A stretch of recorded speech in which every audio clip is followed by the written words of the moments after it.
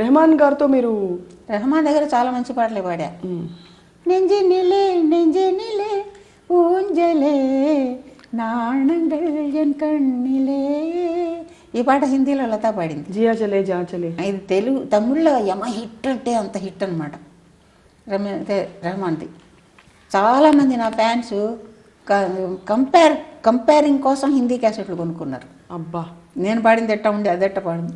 మీకేమనిపించింది? నాకు అందరూ ఫోన్లు చేసి అమ్మ మీరు పాడిందే మాకు చాలా నచ్చింది. ఓ ఆవిడ బాగా పాడుతుంది ఆవిడకే, కానీ వాళ్ళందరూ చెప్పడం మాకు నచ్చలేదు, మాకు మీరు పాడిందే నచ్చింది.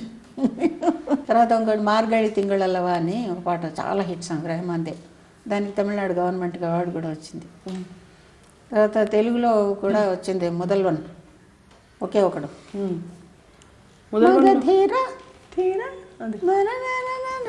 అది తమిళ్లో పాడాను, తెలుగులో పాడాను.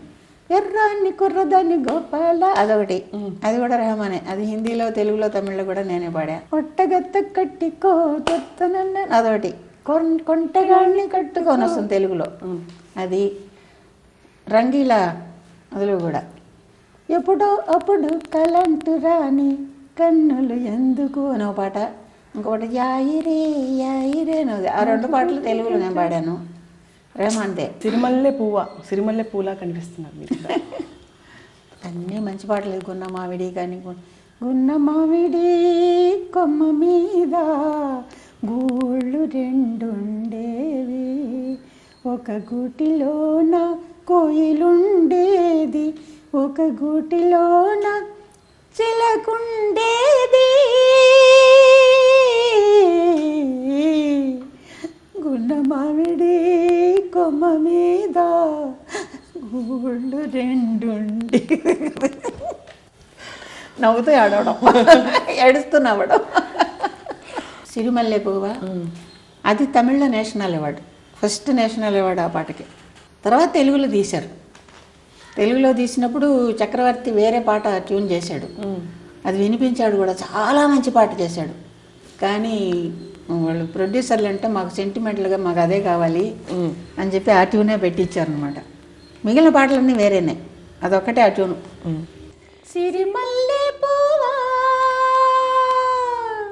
సిరిమల్లె పువ్వా సిరిమల్లె పువ్వా చిన్నారి చిలకమ్మ, నా వాడు ఎవరే నా తోడు ఎవరే ఎన్నాళ్ళకొస్తాడే.